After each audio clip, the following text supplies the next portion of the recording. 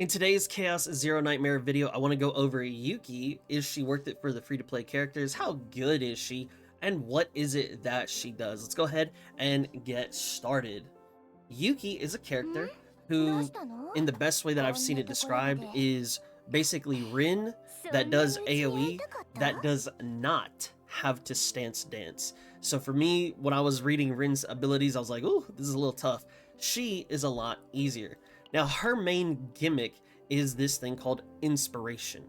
Now, for Inspiration, you can see when this card is moved to hand by ability. So that means whether she uses a card that allows her to draw, whether it is a ego from a partner or from herself, or if it is another character's cards that draw the card here for her, then she can get the inspiration effect. So she's going to be wanting to have a lot of ways to either cycle through the deck, or if you have Wes McCott, which is her partner in specific, who we'll look at a little bit later, then we'll be able to get these card draws and get a lot of these inspirations. Her kit does work very well and synergizes with herself, but that outside help is always going to be great. So one of the things that I like to take a look at is what cards can I get rid of when I'm looking to remove cards. Of course, my first go-to is always going to be the shield cards, so this would be my first one, and then my secondary would actually be Rapid Slash. Now, it does say on the inspiration we get 30% increased damage. Cool, that's great. My biggest issue is that with this skill right here, Iceberg Cleave, we get 184% damage to all enemies, and we get +1 hit on inspiration. So it gives me a lot more for one cost. Well, then you may say, hey, if you don't get inspiration, it's gonna be less. That's a fair point, and I gotta give that one to you. However, this is one of my favorite cards because we get to retain it, number one. And number two, it allows us to activate inspiration for a random card plus Epiphanies later. So now we can get 2 cards giving me the inspiration on Iceberg Cleave. So it's going to be 2 cost, but now I'm getting even more damage. And so yes, this is a single target attack, and that's great. However, I think these 2 for me are going to be my removal choices. Now, going forward, what are my Epiphanies going to be? This card has, I feel, potentially a couple different uses. My 2 favorite uses are on this Epiphany, which allows me to retain. That is where the juice of it is. Let's say you're going through your hand and you say, oh man, I just used 1 card and now it's in a draw pile, and then, or excuse me, in the discard pile, and then we turn around and say, I think it's time, maybe I have a little bit more AP, let me see if I can draw that card back. And then can we get that?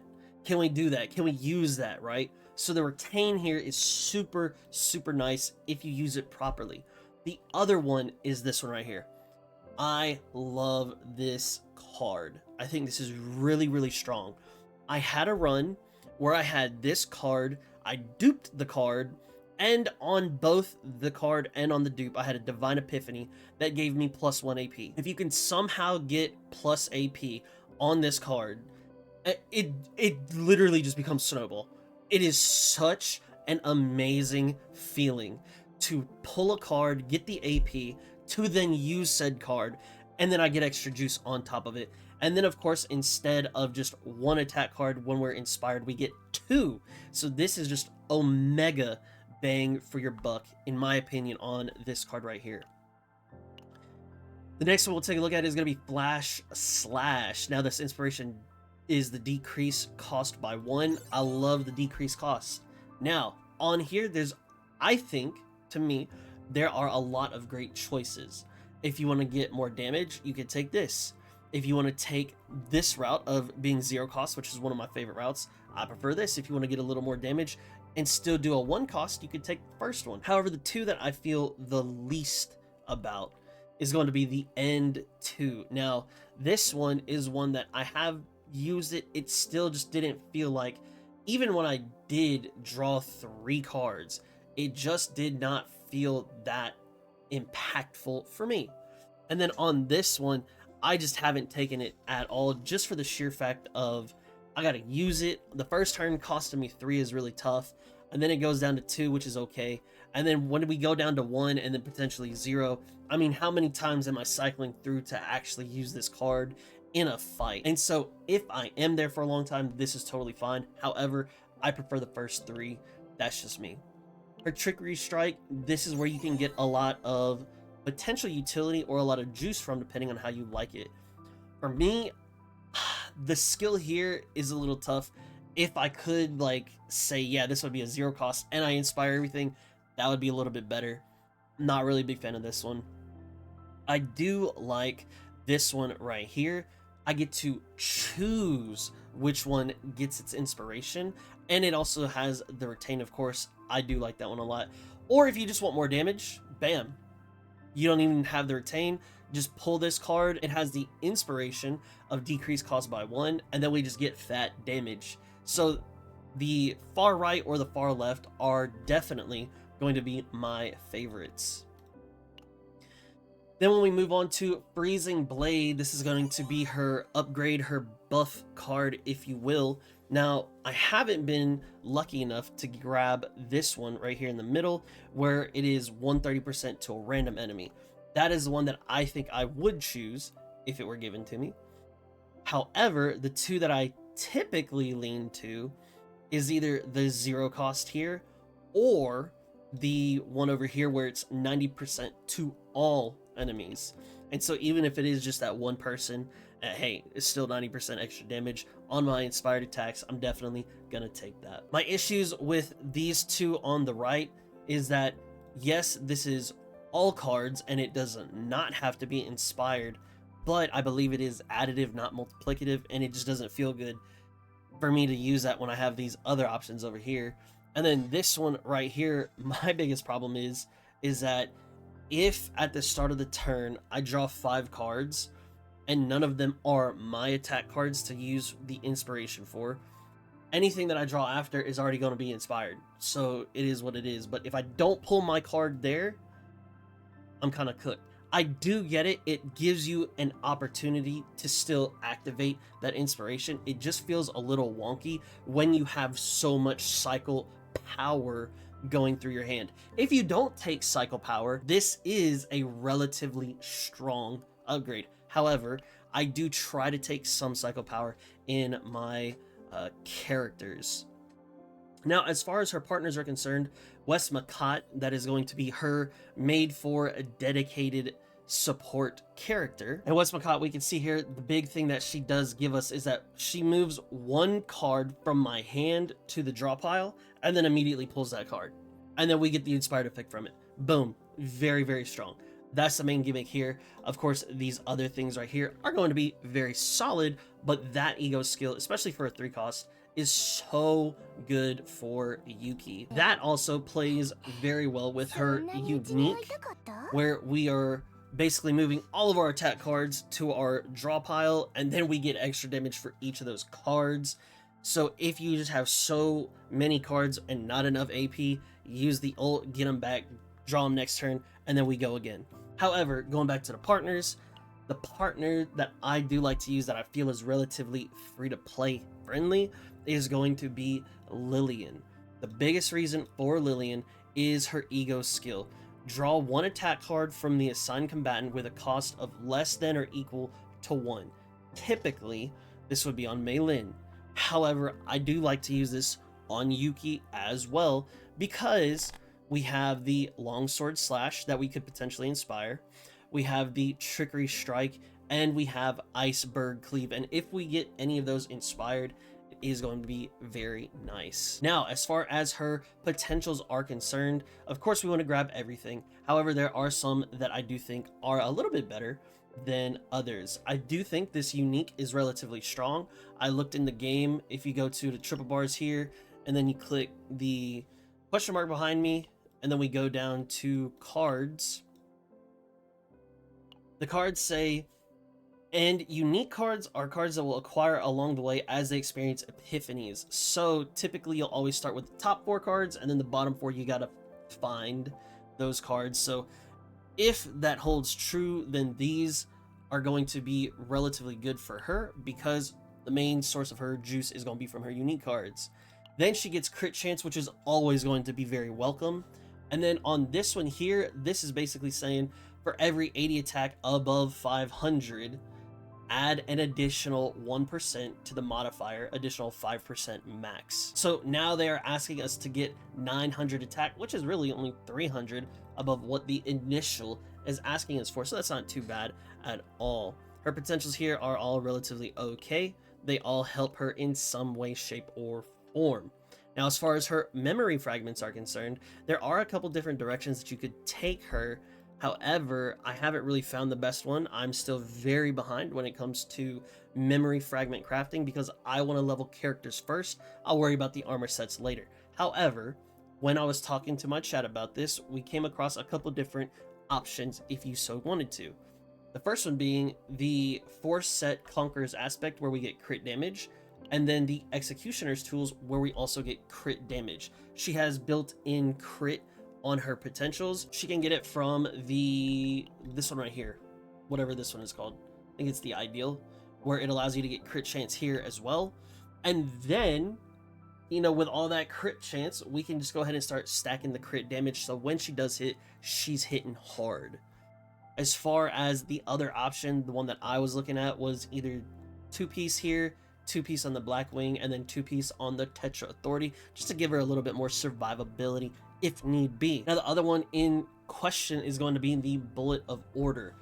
However, my thing is yes, you could increase it by 10% for one turn, but it only goes up to 2.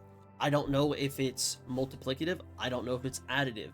I would assume it's additive, which means it won't be as potentially strong as it could be. If it's multiplicative, we gonna have to take this because that's just very, very good. However, if you take this option, I would go with either the 25% crit damage or just the flat attack, completely up to you. And then as far as her manifest egos are concerned, some of these are good, some of these they're okay. This one removes the decrease a damage amount from the Iceberg Cleave, so there would be minus 20% here, but I have her at Ego 2, so I don't have that.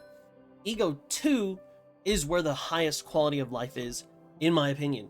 We get, for 2 turns, all the cards that I draw from the first 5 cards that I draw are automatically inspired. From turn 3 and onwards, we don't get that. But this right here is very, very nice. I enjoy this one a lot. Now, we do get on Ego 3, this is going to be her unique. Instead of 50, it goes to 80 for every card moved. This one is where I have a small little issue, if you will. I don't know what the actual thing is supposed to be, because right here you can see it says a max of 2 stacks. However, I was streaming and I had somebody show me something that was on the official website for CZN. It says the ego manifestation inner memory 2 times per turn, notation removed. I'm still trying to get this figured out if it's actually supposed to be that way or not. I believe I was told on the KR server these max 2 stacks are not here. However, if you take a look for us, it is here. So I don't really know. I would love to have the no limit applied. That would be even better, and that would make her Ego 4 that much stronger.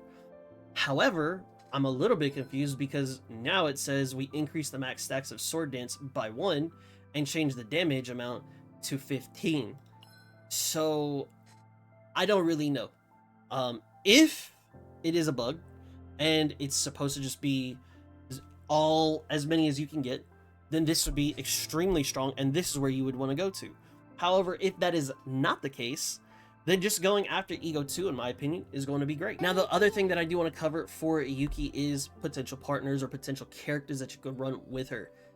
Me, y'all already know, I'm running Orlea with her. I also run Veronica with her. I do find some very odd synergies between Veronica and Yuki, being able to pull a little bit more, and Veronica giving that extra little bit of single target damage helps Yuki out tremendously. However, a lot of people may be saying, obviously, Naya is going to be very helpful. Lucas is going to be very helpful. Cassius is going to be very helpful. For me, I run the Veronica, I run the Orlea, and hey, we going to church, we big chillin'. And that's where I like to run my synergies, or at least my characters, my team, is or Leia, Yuki, and Veronica. Now, the big elephant in the room, should you pull for Yuki? Is she worth it for the free-to-play? In my opinion, I think you could skip. I think you could live without her. I don't believe that she is as strong as some of these other damage dealers. However, the caveat to that is, a lot of these other damage dealers are not AoE damage dealers. A lot of the damage that we see is single target.